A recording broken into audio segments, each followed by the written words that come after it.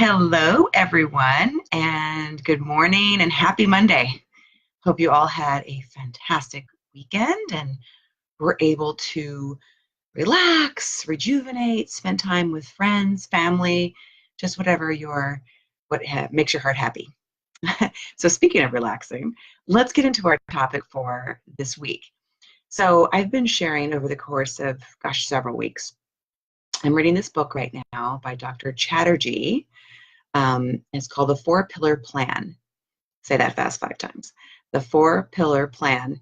And the four pillars that he explains are relax, eat, move, and sleep. And so, what he suggests and highly recommends, and which I also agree with, is any of those pillars, you want balance with all those pillars for optimal health. And if you're not balanced, then you may find that there are areas that are depleted. So it's really important to try to focus on having balance within all those pillars, right? Easier said than done. That's why I'm talking with you, because I'm going to give you simple tools on how to do this, okay? So we spoke about movement and some areas to focus on with nutrition. And last week we spoke about the pillar of sleep and how sleep is so important and what to do there. And if you've missed any of my videos, check it out on my YouTube channel, Karen Frechtel Coaching, and catch up. They're super short videos, digestible, quick information, okay? So the last pillar we're going to talk about with Dr. Chatterjee's book is relax. And it's interesting because what he explains in that the health problems of the majority of his patients he sees is driven entirely by lifestyle. So it's not cuts, bruises, bacterial infections, or viruses, or tumors, but the way we choose to live, and their conditions are exacerbated by the fact that they're super busy. Now, I mean, think about your own life, right? And a lot of you are probably just waking up Monday. It was a crazy, great weekend, but Monday. And it's almost like you're starting a race, right? The gun goes off, go, right? I mean, think about this. You wake up and sometimes you're already fully stressed, just thinking about the day, right? You get your kids ready to go to school. And you come back and you're trying to juggle your jobs or your home life. And on top of that, you may have family members who require care and attention, right? And then from the moment you open your eyes, basically it's go, go, go, right? Are you a lot of you doing this? Right? Absolutely. So then when your kids are finally in bed and you're ready for that downtime, what do? We check our emails. I'm guilty of it. You check your emails, go to social media, but at no one point in the day are you just chilling out or even alone, right? So, and sometimes what we do is everything is for somebody else. So when is there time for you? And why is that important? So in this book that I'm reading, Dr. Chatterjee has 5 types of relaxing intervention, so to speak. I'm going to cover a couple of them today because I'd like to give you just a couple just to really think about and incorporate in your daily life. So let's talk about first what regular exercise or relaxation does for you.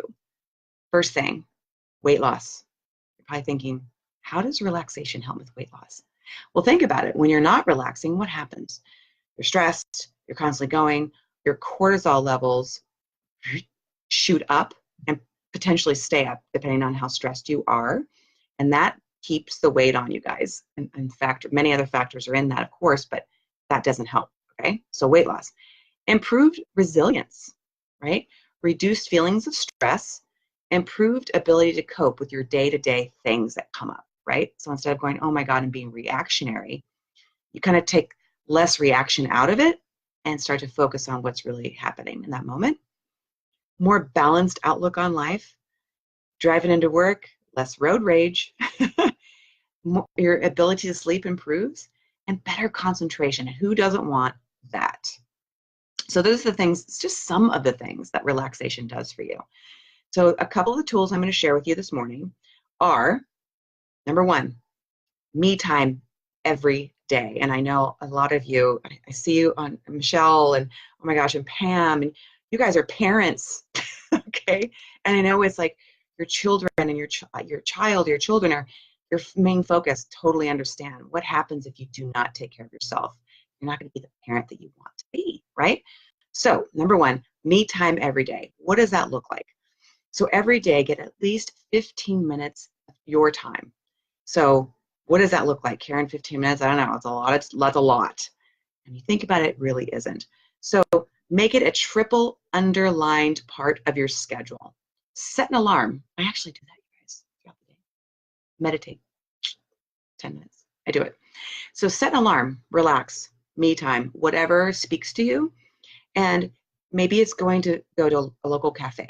Maybe you're going to go have a cup of coffee. Maybe you're going to read a magazine. These things are very simple.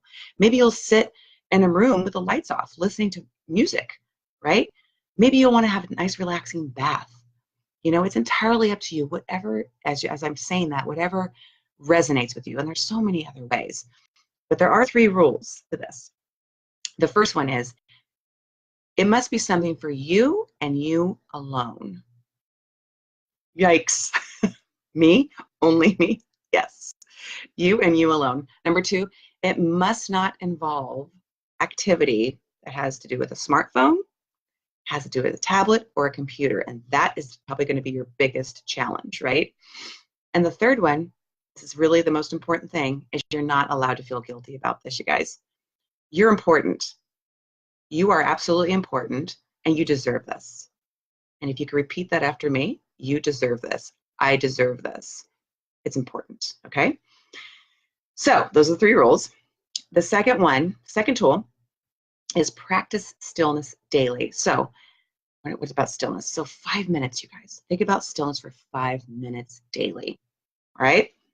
So how do you do that? So maybe it's first thing in the morning. And what I do is I have a Calm, it's called Calm app. It's a meditative app. And I literally don't even get out of bed yet. I have my headphones, which are right here by my bed. And I turn over, plug my phone in, and I listen to my Calm meditation for 10 minutes. So first thing in the morning, that works for me. Find a time that works for you. So instead of you're grabbing your iPhone, maybe you can go into the living room and just sit in your living room in silence for 5 minutes. It's pretty powerful stuff, you guys. Maybe it's a breathing practice. And Dr. Chatterjee, I actually incorporated this in a couple of times throughout the day. It's called a 3-4-5 rule. So you take a deep breath in for 3 seconds, hold for 4, out for 5, and just do that for 5 minutes. And it's interesting how much it's helped me just calm, slow my roll, right? The 3-4-5. So what are other ways to create stillness? I talked about the meditation app, the 3-4-5 example.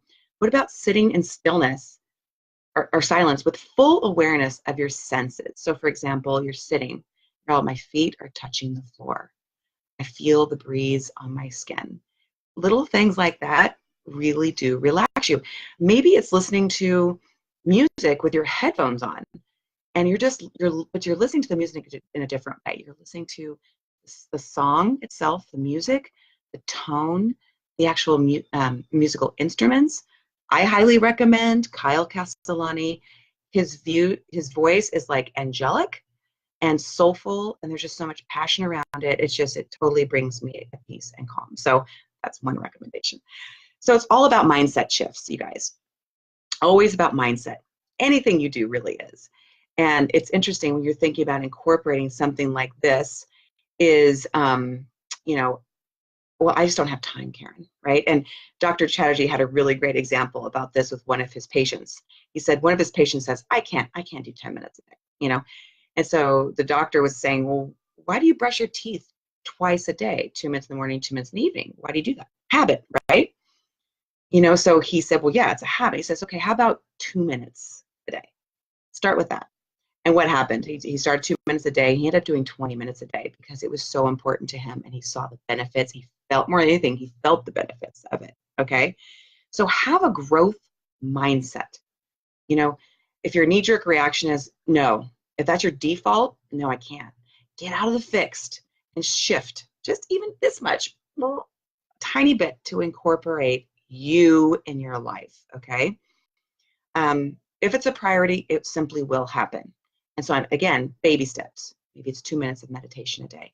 Find time. You have the time. Make the time, okay? So there you have it. Okay, Michelle, what did you say? Let me see here.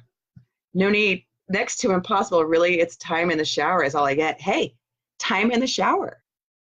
Okay, that's a great example, Michelle. When you're in your shower, actually be in the shower, right?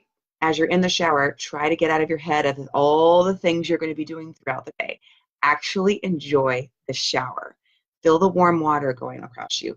When you're washing your hair, the massage, feel it. Those are ways to relax. That's a great example. That's a great example. All right, you guys, have a beautiful day. Have a fantastic rest of your week. Join me next week. I'm going to be going over some other things as far as habits. Little seed planting there. And it isn't a 21-day thing. So that's just a little, not a spoiler alert, but just a little something there. Have a great rest of your week. If you have questions, message me on Facebook. Check out my website. Message me there. Karen Prechtel Thompson Coaching. I'm on Instagram, all that stuff. Message me. If you're my friend, text me. Okay? All right. Have a great rest of your week, and we'll talk soon. Bye, everybody.